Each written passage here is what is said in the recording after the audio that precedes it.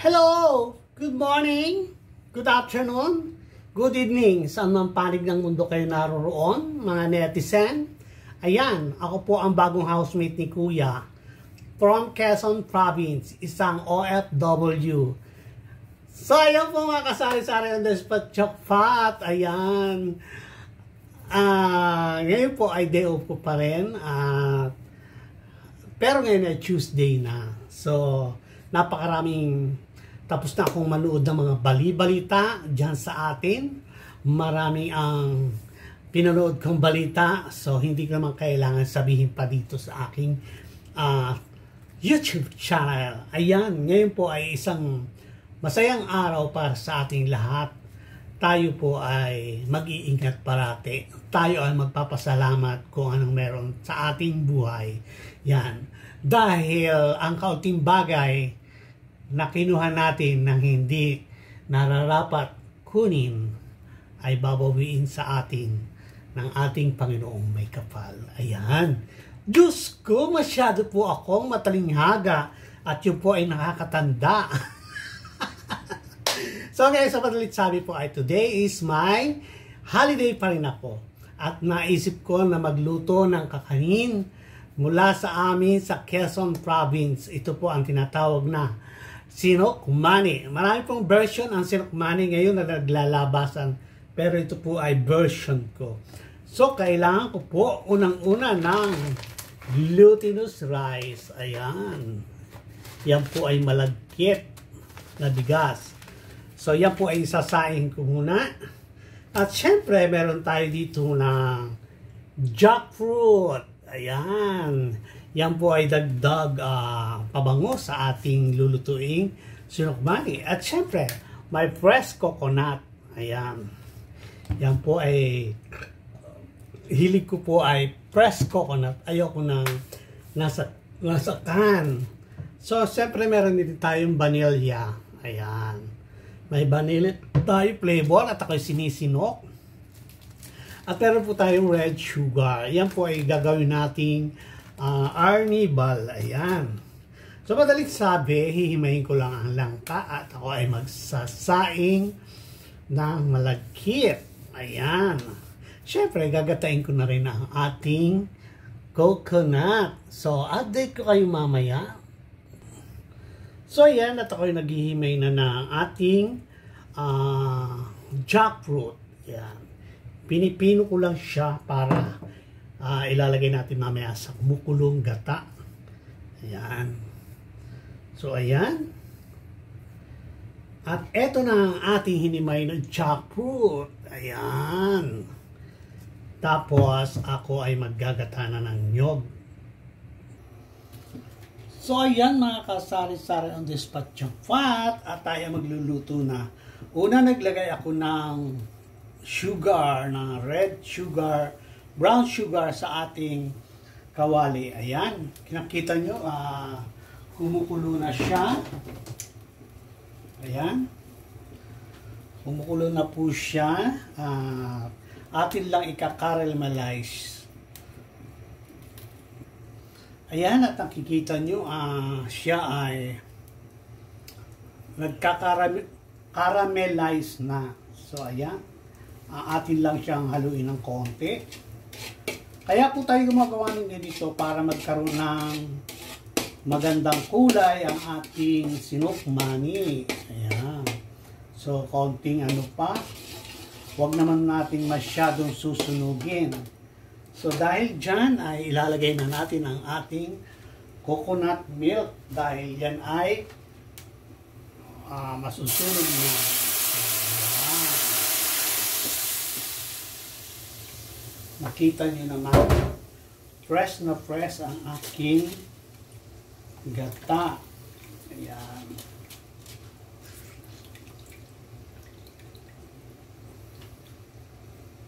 So, ganyan po ka-fresh ang ating coconut milk.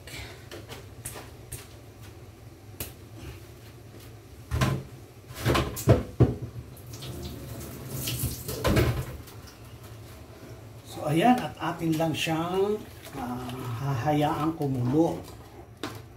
Ayan. Pero pag kumukulo na siya, ilagay na natin ang ating jackfruit. Ilalagay na po natin ang hinimay kong jackfruit para maluto na rin siya. So, ayan.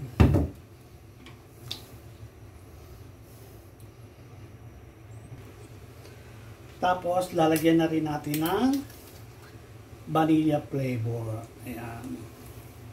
Para makadagdag bango sa ating niluluto. Ayan. Okay na yan.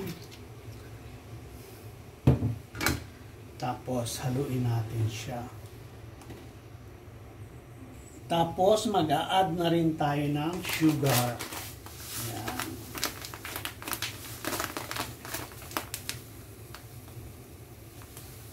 Para sa ating arnival. Ayan. Masama ang masyadong matamis. Kasi masakit sa lalamunan. Ayan. So, kumukulo na siya. At kailangan makita natin na medyo luto na yung jackfruit bago natin ilalagay yung sinaing nating malagkit. So, ayan. Nakita natin na siya ay nagiging sticky na. Dahil yan ay okay na ang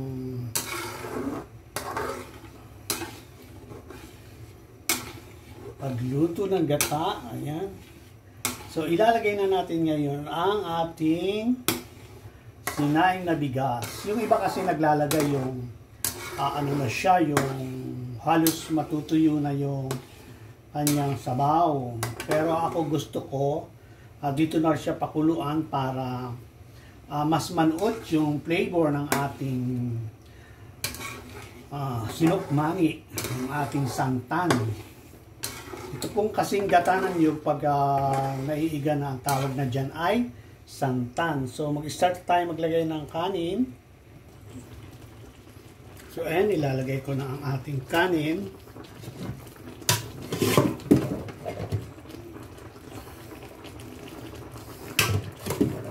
Kanin, malagkit, glutinous rice. Ayan.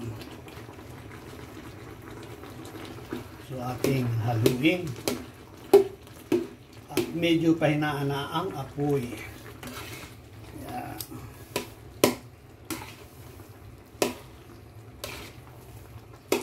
Habang siya ay mainit, haluin ko lang ng haluin. So ayan, halo pa rin ako ng halo para hindi magtutong. Ayan. Kailangan talagang alalay na siya sa halo. Halo ng halo hanggang sa maluto ang ating yung magmantika ng ating biko. Ayan.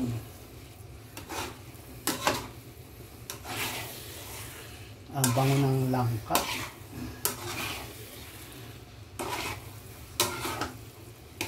So, ayan, update ko kayo mamaya. Ayan! Halo pa rin ako ng halo. Ano na to, magto 20 minutes ko na hinahalo. Kasi kailangan inin na inin yung ating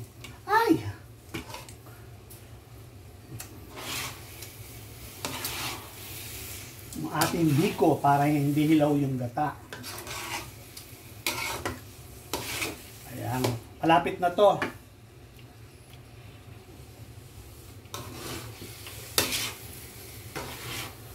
Ayan, at naiinin na ating biko at talagang napakagalit ng haluin. So,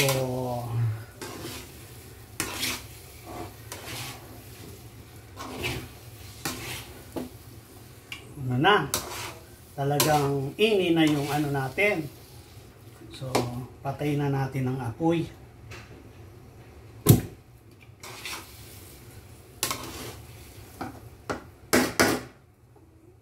Okay na to. Masarap po siya.